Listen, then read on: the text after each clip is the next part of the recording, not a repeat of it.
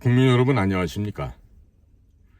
공작관 TV 그레이트 게임 최수용입니다.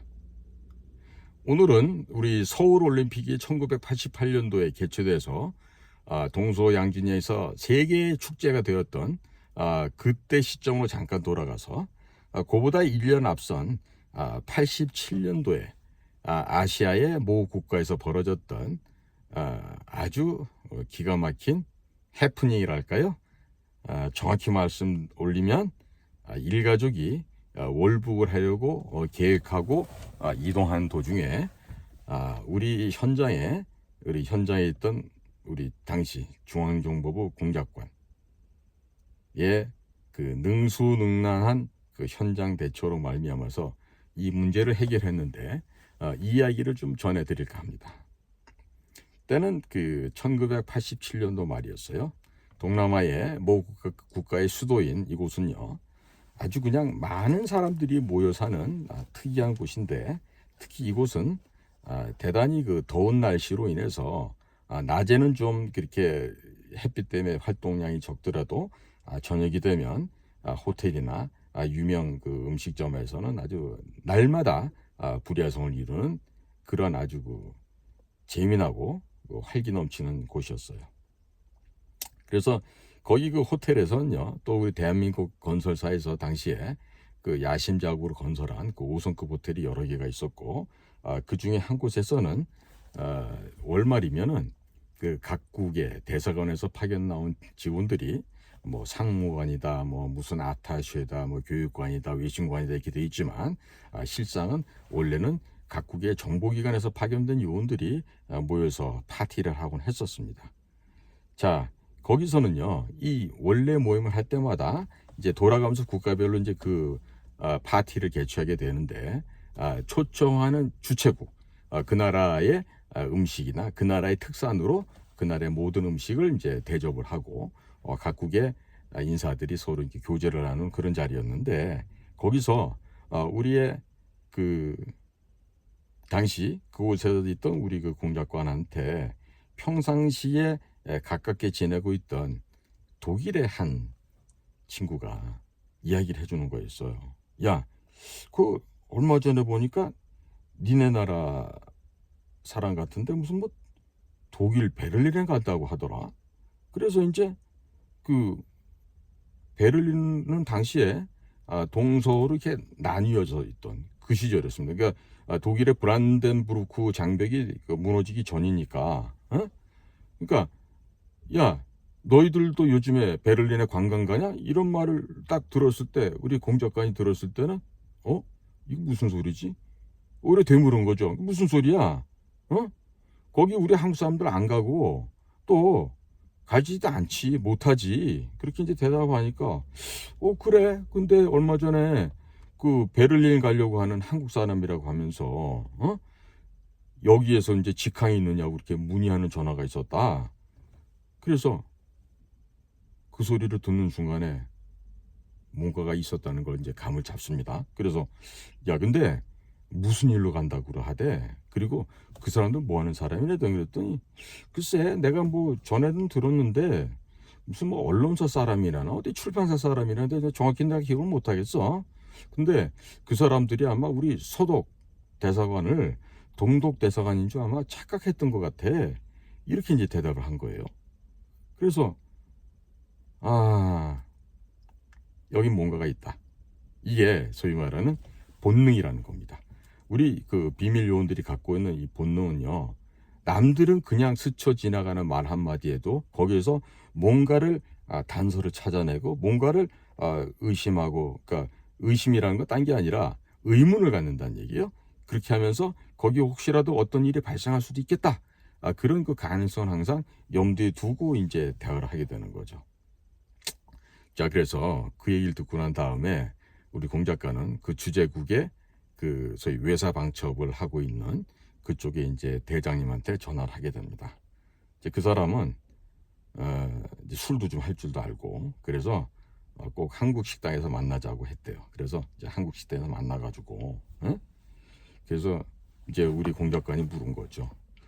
혹시 한국 사람들이 동독 대사관이나 북한 대사관에 전화를 할 경우에 그 전화한 기록이나 이런 게 있으면 어떻게 체크가 가능할까? 그랬더니 그쪽에 방첩 그 담당하고 있는 그 대장 얘기는 글쎄다, 꼭 집어서 하지 않는 이상은 알기가 어려운데, 이렇게 이제 답변하더라는 거죠. 그래서 우리 공작관은 얼마 전에 그 파티에서 있었던 그 이야기를 이제 했다 그래요. 그래서 감히 좀 와서 그러는데, 베를린에 가고자 한다라면은 비자나 이런 것으로는 한국 여권으로는 힘들 텐데, 어떤 사람이든지 아니면 어떤 뭐 기관이든지 주선해 줘야 되는 거 아닌가? 그러면 과거에로 볼 때 베를린 가겠다고 하는 것은 북한을 가겠다고 하는 이야기인데, 좀 어떻게 도와줄 수 없을까?라고 이제 정중하게 질문을 했대요.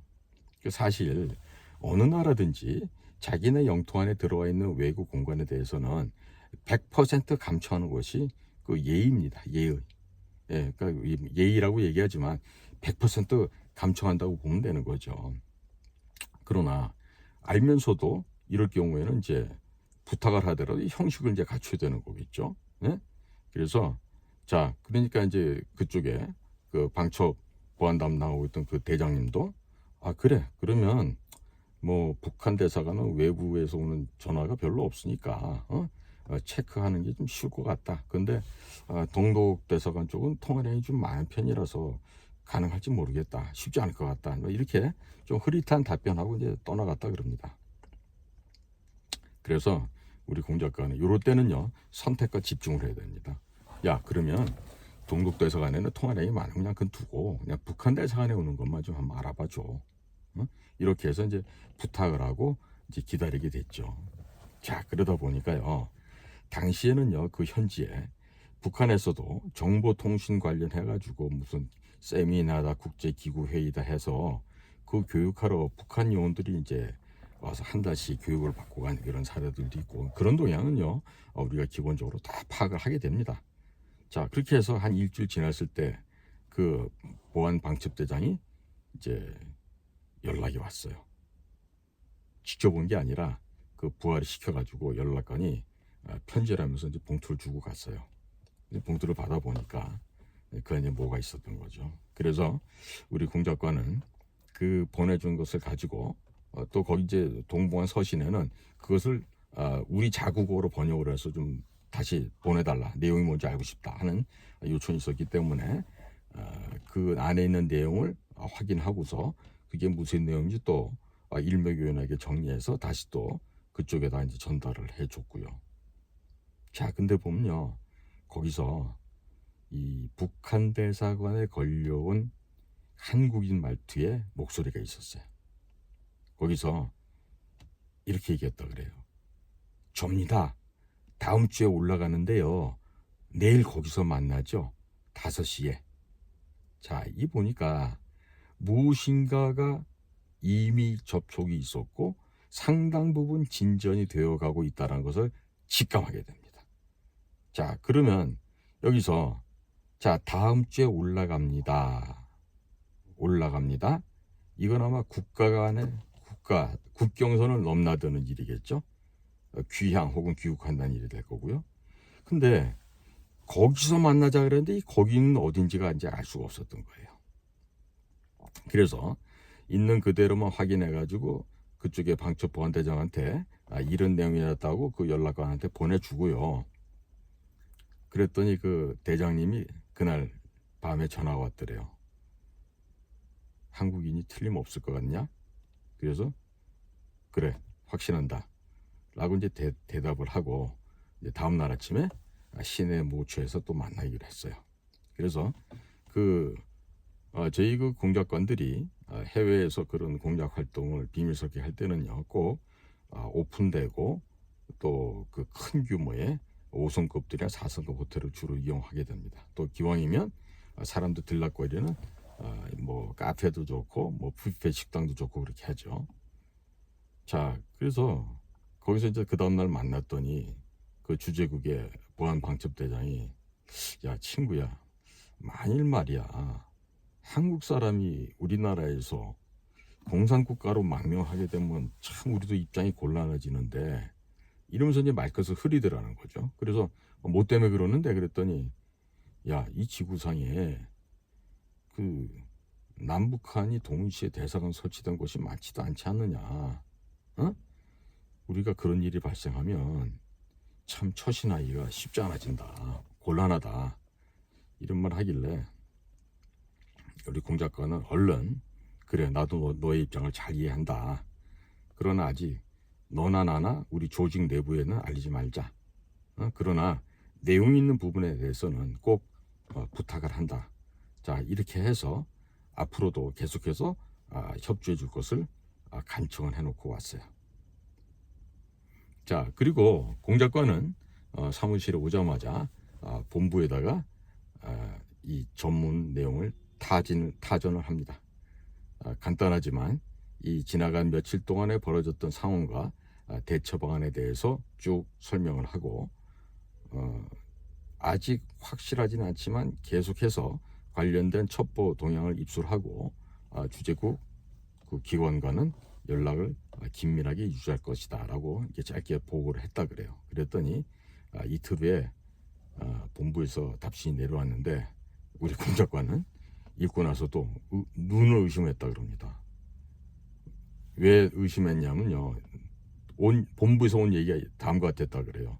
만일의 경우 사실이 아니거나 실제 발생하더라도 주재국과의 불편한 관계가 생길 수 있으므로 자제하기 바라. 이 답신을 보냈던 장본인은 우리 공 작가와 함께 일을 했던 동료였어요. 네, 그분은 뭐 육군사관학교 출신이었고 또 뭐 나중에 우리처럼 그 정규회장도 아니고 다른 그 뭐 별도의 무슨 뭐 교관 과정으로 입사했던 사람이라서 이 사람들은 뭐 정보 교본이라는 거 책은 봤는지 몰라도 실전을 안 해본 사람들이죠.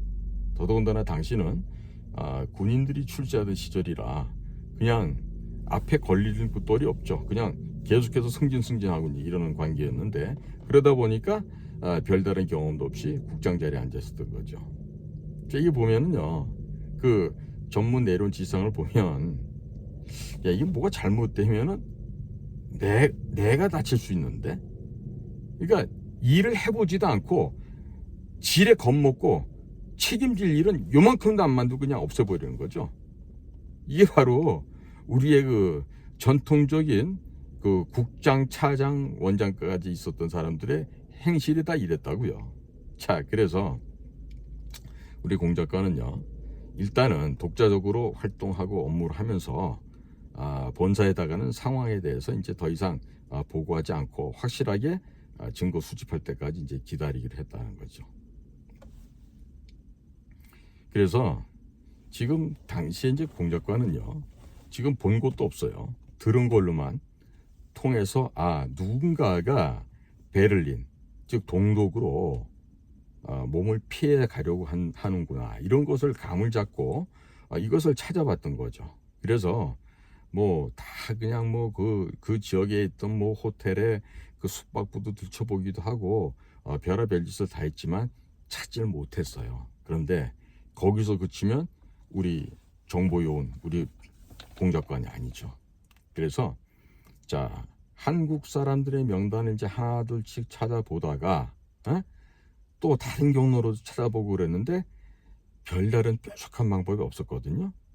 자, 그리고 나서 또 한 열흘 정도 지난 다음에 그 방첩보안 대장님이 모종의 서신을 또 보내왔어요. 자, 거기에는 어떤 내용이었냐?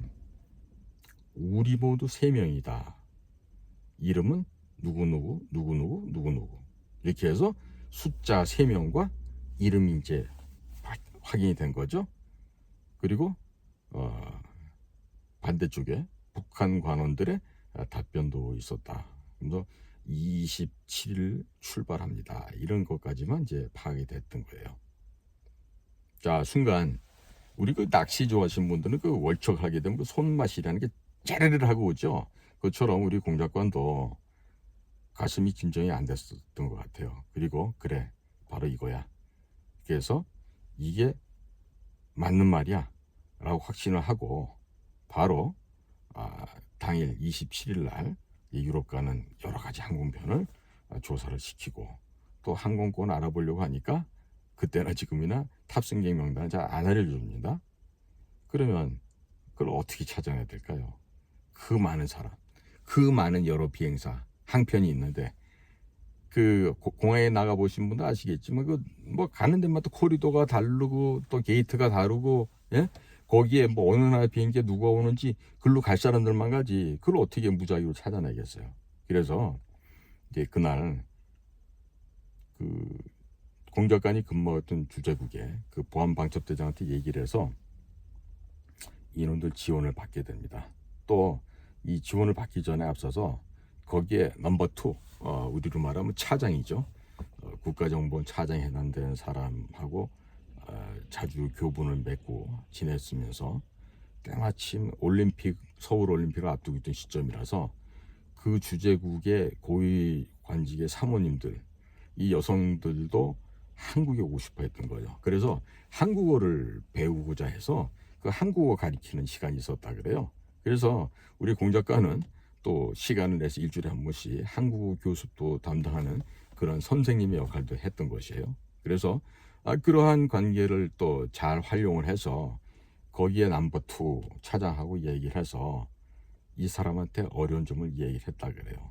그리고 외교적 문제가 발생 안 되도록 할 테니까 도와주죠 해서 일단은 우리 자국민이 만약에 공산권인 독일 그것도 그냥 서독이 아니라 동독에 들어갈 경우에 이런 일들이 주재국에도 불편한 일이 발생할 수 있으니까 우리가 왜 그 사람들이 그곳에 가려는지 제대로 파악하고 또 여러분들에게도 정확한 정보를 드리겠다라고 이제 약속을 하고서 하니까 이제 차장이 그때서야 어느 정도 안심을 하면서 그래 그럼 나도 이상하다. 왜 동베를린에 그걸 왜 가려고 그러지?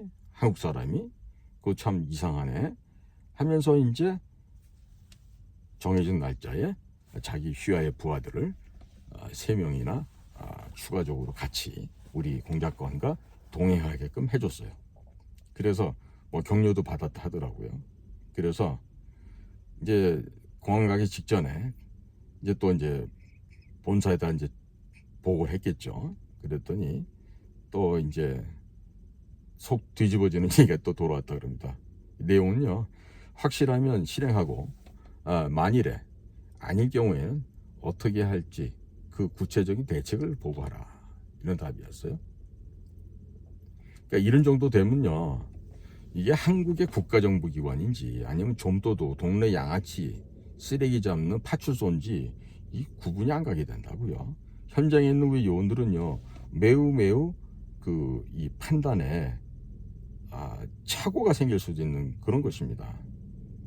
자, 그래서 우리 그 담대한 공작관은 착오가 생기거나 실패하지는 않을 것이다 이렇게 이제 답변을 하고 했더니만 이제 본부에는 답이 없는 거야 이제 그다음부터는. 왜? 그 국장이란 분이 답을 줄 리가 없죠. 예? 그리고 즉 성공하든 말든 그거 관계없이 자기는 보고받았던 거 없다. 이렇게 해서 또 실패할 경우에 그런 걸 대비해서 뭐 지시한 적도 없다. 이렇게 발뺌하면 되니까 아예 그냥 답신도 안 내려주고 이제 그러고 이제 본부에서는 뭉갰던 거죠. 자, 그래서 해당 날짜가 돼서 우리 공작가는 아침 일찍부터 주재국에 있던 그 정보요원들 3명과 함께 이제 그 공항을 나갔습니다. 그리고 국제선, 우리도 보면 도메스틱 인터내셔널 이렇게 분류돼 있잖아요. 그와 마찬가지로 이제 국제선 쪽에 가서 이제 딱 붙어서 그쪽 요원들 3명은 각기 그 게이트 앞에 있고 그리고 서로 이제 어떻게 수신호할 건지 이제 약속을 했는데, 자, 이거 아침부터 밥도 못 먹고 이제 계속 대기하고 있는데 안 나타나더라는 거예요. 야, 이거 6시까지도 안 나타나면 실패하는 건데 이렇게 이제 초조하게 신경을 이제 세우고 기다리고 있었는데 오후 3시쯤 돼서 저 건너편에 있는 그 또 다른 그 주재국의 요원이 우리 공작관을 향해서 이 기지개 켜는 포즈를 취하더라는 거죠. 그래서 바로 이제 손짓으로 셋이냐라고 딱 물어서 보니까 그쪽에서도 역시 맞다고 고개를 끄덕였던 거죠.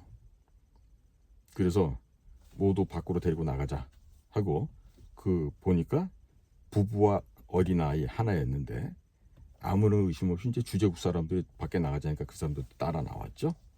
그래서 공작관이 그 한국인들을 보고 왜 평양에 가려고 했어요. 그랬더니 그 말 한마디에 그 남자가 그냥 풀썩 주저앉으면서 선생님 어떻게 하셨어요? 이렇게 얘기를 하더라는 거죠. 자, 만약에요. 당신 무슨 개소리 하는 거야? 내가 가기는 어디를 가? 하고 큰 소리를 치고 나왔으면 이게 우리 공작관이 당할 수도 있어요. 그런데 그 사람이 당신 왜 평양에 가려고 하나? 라고 했을 때 선생님 어떻게 그거 가셨으면서 주저앉더라는 거예요. 뭐예요? 시인하는 거 아니에요. 그래서 공화에서 뭐 이런저런 일 생기면 뉴스에 나올 수 있으니까 그런 일 생기기 전에 바로 주재국 정보기관에서 갖고 왔던 그 차량에다가 이 사람들을 다 탑승시키고 이제 한국 대사관 쪽으로 갔죠. 가는 동안에 아무 말도 않고 도착하자 모두 이제 이 공작관의 사무실로 와서 이제 앉히고 문을 잠그고 또 바깥에는 그 한국 기업에서 나와 있던 다른 그 운동 선수 출신의 그 과장 한 분을 불러서 바로 이제 사무실을 지키게 하고 그 부인과 어린아이는 이제 집으로 이 공작관 집으로 보내서 공작관 부인께서 이제 돌봐주도록 그렇게 이제 조치를 했어요. 자, 그리고 나서 이 월북 직전에 공항에서 있었던 일을 이제 일종의 체포를 한 거죠. 그래서 이 사실을 이제 본부에다가 급히 이제 전문보고를 했어요. 그랬더니 바로 이제 회신이 오기를 그 잡은 3명을 감시인을 붙여서 호송할 것. 감시인을 붙이라는 얘기 뭐예요? 그들을 잡은 공작관 말고 또 다른 제3자를 붙여서 그렇게 감시해가지고 이제 한국으로 호송하라. 그러니까 너는 오지 말아라. 공작관 너는 오지 말아라. 이제 이 얘기죠. 그래서 이제 그 다음 날 가는 비행기표를 구하기 위해서 항공사에다 이제 급히 또 연락을 하고 바로 이제 그 다음 날 항공기를 타고 이제 홍콩 경유해서 서울로 이제 왔어요. 그다음에 이제 서울에 와서 당시에는 우리 정보부의 그 모든 해외 정보의 본사는 남산이 아니라 이문동에 있었습니다. 그래서 이제 이문동 본사에 가서 차장께 보고하고 이렇게 나오는데 그 지역 담당하고 있는 과장이 잠깐 보자고 하더래요. 그래서 왜 그러냐 그랬더니 국장님이 나를 좀 편하게 지내게 하고 저녁도 같이 하라고 이렇게 했다고 그래서 저녁을 하자고 제안을 했다 그래요. 그래서 이것들이 지금 아무도 못 만나게 하고 내 입을 막으려고 하는구나 이런 생각이 들지 않겠습니까? 그래서 저녁을 먹고 나니까 그 해당 지역 과장이 국장께서 바로 임지로 현지로 복귀하라고 하신다라고 했다면서 조속히 복귀하라고 그렇게 지시를 내렸어요. 자, 그러면 통상적으로 이런 일을 그렇게 은밀하게 깔끔하게 처리를 하잖아요. 당연히 훈장이 내려지고 특별 포상금도 있고 또 특진 진급도 시키고 하는데요. 이 사건이요. 그 다음 날 전 언론에 아주 대서특필로 기사가 났었어요. 그래서 언론인 일가족 월북 직전에 체포됐다. 그런데 이 일을 했던 공작관한테는요 아무 소식도 없어요. 아무 소식도. 왜 그랬을까요? 이거 모르려면 분명히 아까 뭐라 그랬어요?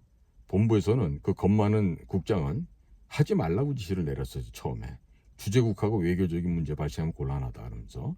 그런데 이제 깔끔하게 주재국하고 어떤 분쟁의 소지도 만들지도 않았을 뿐만 아니라 또 뒤처리까지 가끔 했지 않습니까? 그랬더니 이런 식으로 이제 일처리를 하는 거예요. 나중에 이제 봤더니 그 포상 받고 훈장 받고 한 거는 전부 다 그 본사에 있는 사람들이 다 받고 나눠 먹고 진짜 그 현장에서 뛰었던 우리 공작가는요 쓴 커피 한 잔 없었다는 게 당시의 현상이었습니다. 참, 이게 말이죠. 저도 그 살면서 현장에서 이런 일 겪어봤지만 이게 우리 그 현장 비밀 공작관들의 애환이기도 하죠. 자, 일을 할 때는 목숨을 걸어야 돼요. 가족들도 나 몰라라 할 수 있어야 되고, 그런 맹세, 충성 서약서도 쓰고 하지만 막상에 그런 어려운 일을 하고 나잖아요. 그러면 그거 공을 가져간 사람도 다 다른 데 있어요. 예. 그 근처도 안 가본 사람들이 다 훈장 받고 상금 받고 한다고요. 자, 그래서 지금 이런 일들을 이렇게 지켜보면요. 제가 우리 이전에 선배님 이야기지만 그 시절이나 제가 있었을 때나 바뀐 게 전혀 없었구나. 그리고 이 비밀 공작이라고 하는 거, 또 국가 이익이라고 하는 거, 또 국가의 안전 보장을 위해서 우리는 언제든지 목숨까지 버려야만 하는 비밀 공작 요원들의 운명이긴 하지만, 자, 이런 식으로 일이 성공되면 자기 것으로 따먹고 상 받고 일한 사람 무시해버리는, 이게 일종의 하나의 전통처럼 돼버린 것 같아요. 자, 그런데 이렇게 해서 본사에서는 어떻게 됩니까? 그러면 야, 전문지시를 내가지고 귀가는 그동안 수고 많았다, 또 그 상대편 국가의 그 장에게 가서도 깊은 사의를 표하고 뭐 이러이런 선물이라도 전달해야 돼. 이런 건 고사하고요, 입을 싹 씻어버리는 거예요. 예? 그리고 이제 이렇게 되면은 안에서 잘못하면 뭐가 되겠어요? 이 자식은 우리 국장의 지시를 어기고 업무를 불이행하고 명령 불복종했다, 이런 식으로 오히려 죄를 덮어씌우는 상황이 될 수가 있다고요. 참 이렇게 참 기본기도 모르는 자들이 과거 우리 정황정보부 안전기획부 시절에도 있었어요. 자, 근데 이 사람은요, 국장에서 안 끝쳐요. 더 올라갑니다, 이제 앞으로도. 예? 그리고 이제 그때 그 체포됐던 그 친구는 이제 충분히 우리 대한민국 국립호텔 생활을 하고 나와서 지금 아마 잘 살고 있는 걸로 알아요. 잘 살고 있고. 근데 그때 그 어린아이와 함께 정말로 월북을 했으면 어떻게 됐을까요? 얼마나 좀 비참한 삶이 되었겠습니까? 그리고 동시에 국가적으로도 당시에 올림픽을 앞두고 있으면서 이렇게 한국에 뭐 저명하다고나 할까, 아니면 영향이 있는 그 기관에 있던 사람이 월북을 했다, 이런 소식이 이제 전 세계적으로 타전이 되면 이 한국의 위상이 어떻게 되겠습니까? 한국의 국가의 체면, 한국의 위상, 한국의 품격이 어떻게 되겠습니까? 그냥 바로 이렇게 곤두박질 쳐버리는 거 아니겠어요? 그런데 우리 공작가는요, 그 상황에서도 미안한 게 있었답니다. 뭐가 미안한가 제가 물어봤더니, 자, 이 한국의 엘리트 지식인이 제 발로 걸어와서 자, 북조선의 위대함을 전 세상에 알리고 주체 사상의 김일성 용도하시는 그 국가를 찾아가서 망명한다, 귀순하겠다고 이렇게 했을 걸 대비해가지고 이미 북한 기관들은요, 그 현재 있던 대사관들도 포함해서 성대한 아마 그 환영 행사를 준비했던 것 같아요. 근데 그게 그냥 하루아침에 다 그냥 묵사발이 됐죠. 응? 그냥 완전히 그냥 비노거품처럼 그냥 하루아침에 다 날아가 버린 거예요. 그러니까 이런 그 비밀 정보를 취급하고 이런 비밀 업무를 취급했던 우리 그 공작관께서는 그런 걸 보고 평양의 통전부, 베를린에 있던 북한 공관원, 또 현재 주재국에 나와 있던 북한의 그 보위부, 이런 사람들이 그동안 이 한국에서 오는 이 자진 월북자를 위해서 얼마나 많은 비단길을 깔려고 하고 꽃가마를 태우고 꽃풍선을 알리고 하려고 그러겠어요. 그런데 이렇게 그냥 엄청난 지금 여러분들 그 평양에 군중대하는 거 보셔서 아실 거예요. 그런 거 환영대회가요, 일순간에 그냥 물거품이 되어버린 것이죠. 예? 그리고 얼마 더 그들이 또 방송 통해서 이들을 또 선전을 하고 또 영화화해서 체제 선전하는 데 활용했겠습니까? 그런데요, 이거는 평소에 우리가 그 공작관들이 갖고 있는 그 본능, 그리고 그 끈기, 그리고 그 현장에 나갔을 때 현장에 있는 그 주재국의 우리 그 친구들, 파트너들, 그들과의 그 원만한 관계 그리고 아주 깊은 신뢰 이것을 평소에 구축해 놨기 때문에 이게 가능한 거예요. 그러니까 그 외국의 공간에 우리가 그 요원들을 파견할 때도요. 그 무슨 말만 된다고 하는 사람들 보내면 절대 안 됩니다. 일할 수 있는 사람들이 가야 돼요. 예? 그래서 만약에 그때 그 일이 실패로 돌아갔으면요.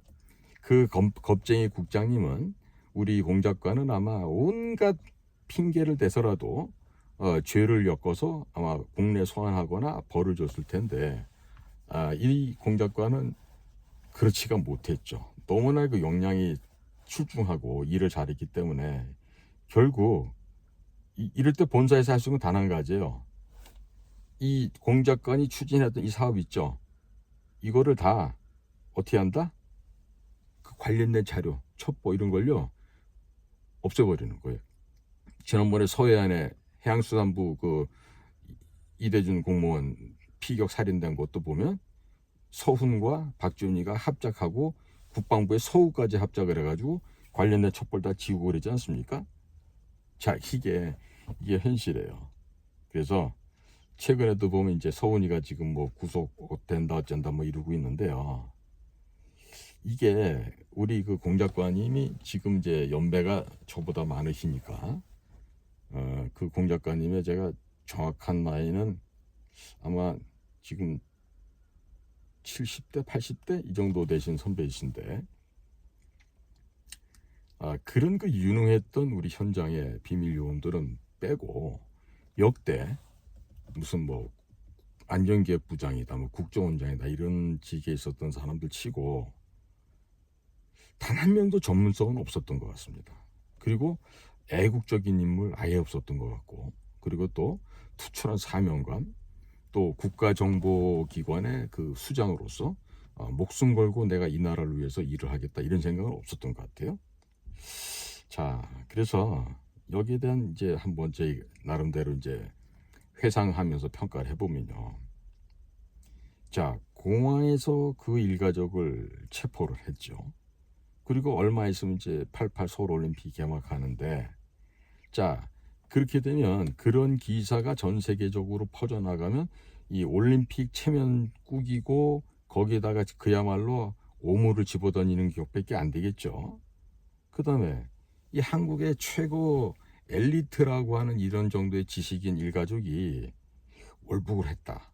완전히 세계적 뉴스거리 되는 거 아니겠습니까? 예? 그리고 또 평양에서는 뭐 온갖 그 환영 대회를 열고 그리고 남쪽에서는 이 핵심 주사파들이 김일성 사상에 더욱더 심취 광분하면서 대한민국 적화를 하기 위해서 더 준동하고 했을 텐데 아마 좀 생각해보면 머리가 좀 아팠을 것 같습니다. 그래서 그런 반면에 그 일을 은밀하게 처리하고 성사시킨 우리 공작관한테는요 숙소도 마련해주지 않고 바로 다시 돌아가라 그러면서 결국 사람을 쫓아내듯이 보내버리고 특진 이런 건 꿈에도 못 꿀 일이죠. 자, 그러니까요 이 전문성이 없고 몸보신이 최우선인 자들은요 국가정보기관에 있으면 안 돼요.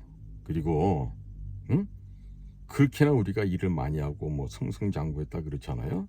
그런데 사실은 더 많은 일을 했었어야 합니다.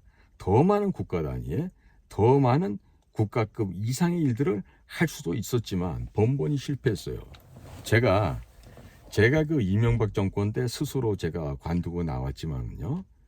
제가 이렇게 보면은 그 특히 이제 이게 이 국가 기강이 문란해지고 망가지는 건 김영삼 정권 때부터 했어요. 그 김영삼 정권의 비도덕적이고 비윤리적이며 그 비인격적인 측면은요 이루 말할 수가 없습니다. 그 남아있는 그 지금 잔존 세력들이 지금 국민의힘으로 남아있잖아요. 그 저것들은요 대한민국의 민주주의, 국가 발전, 국민의 생명재산 보호 이런 건 관계없어요. 지네 집안의 재산 보호하고 지 잘 먹고 잘 살고 지 자식들만 잘 되면 그뿐이지 절대 국민은 눈은 안중에도 없어요. 그러니까 지금 국민의힘당 같은 게 지금 없어져야 된다고 제가 줄고 말씀드리는 게 그와 같은 이유에서입니다.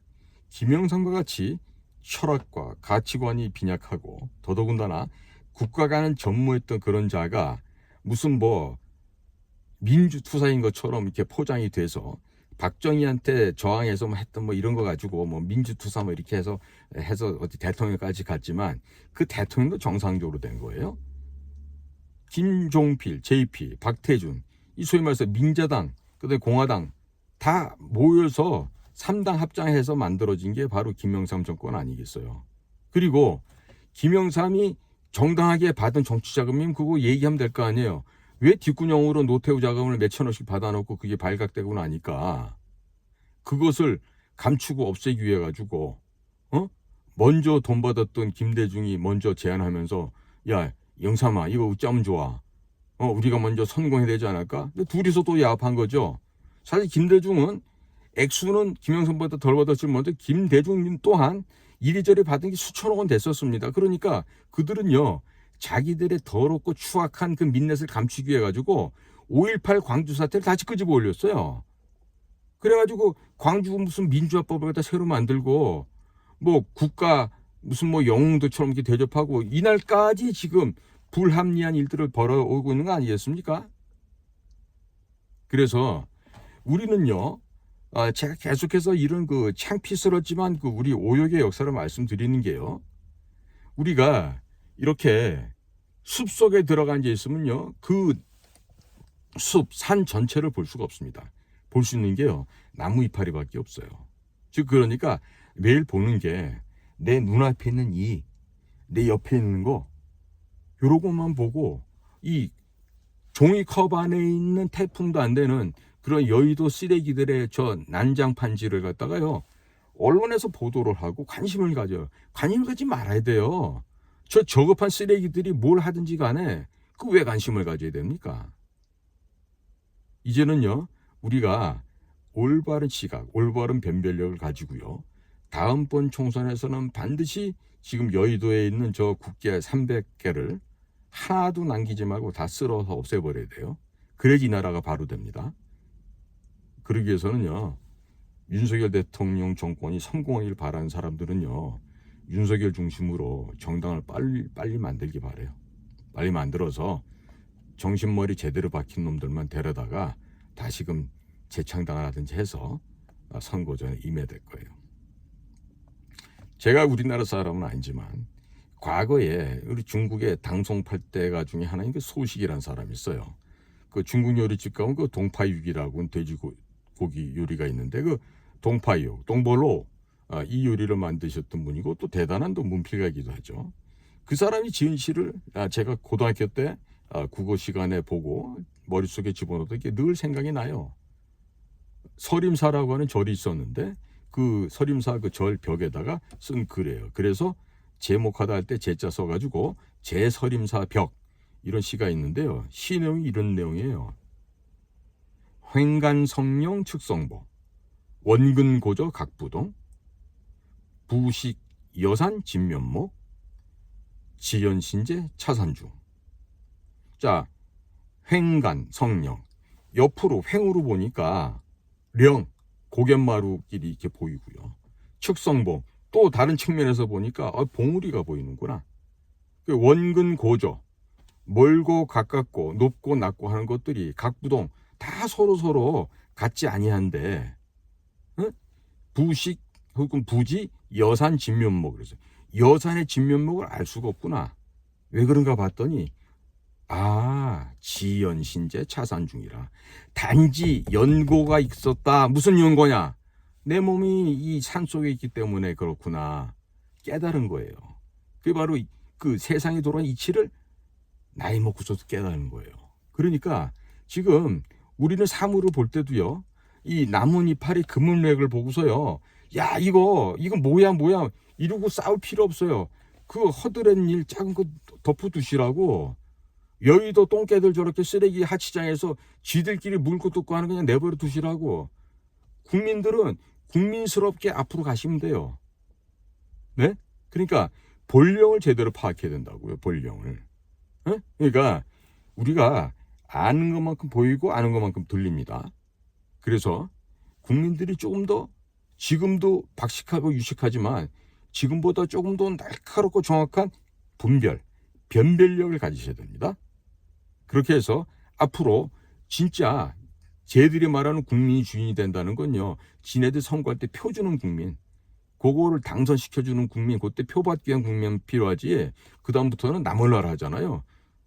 여의도 똥개들 눈에 국민이 어디가 있어요? 국민들에서 일 안 하고, 자, 어떻게, 저자들 어떻게 합니까? 먹고, 놀고, 자고, 쉬고, 먹고, 놀고, 자고, 쉬고. 7일이 모자라요. 일주일이 부족하다고, 저 인간들은. 거기다 해외까지 가서 놀고 오잖아요. 그러니까, 우리 국민들께서 왜 열심히 일해가지고, 그 피땀 흘린 세금을 왜 저런 거지보다 못한 자들에게 왜 밥 먹여주고, 그 거지보다 못하는데 보조한다고 1인당 9명, 10명씩 붙어있는 것들까지 밥을 먹여야 돼요? 그럴 이유가 없잖아요.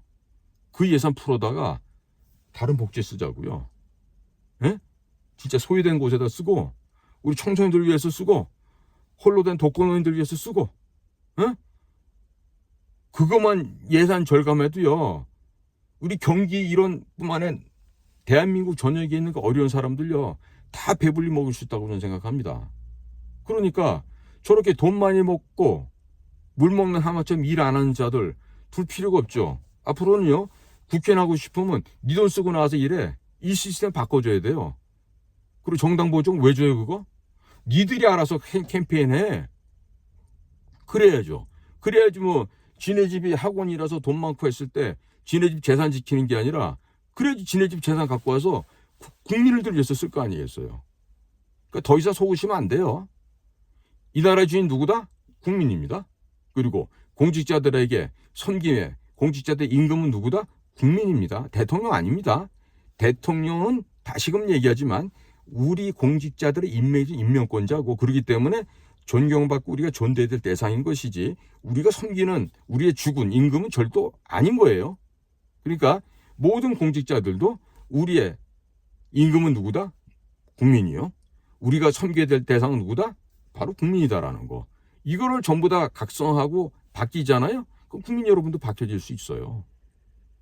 예, 여러분들의 낸 세금이 보다 값지게 고귀하게 쓰여지기를 소망해 봅니다. 오늘도 저희 공작관 TV 그레이트 게임을 경청해 주신 대한민국과 해외에 계신 동포 여러분들께 깊이 감사드립니다. 고맙습니다.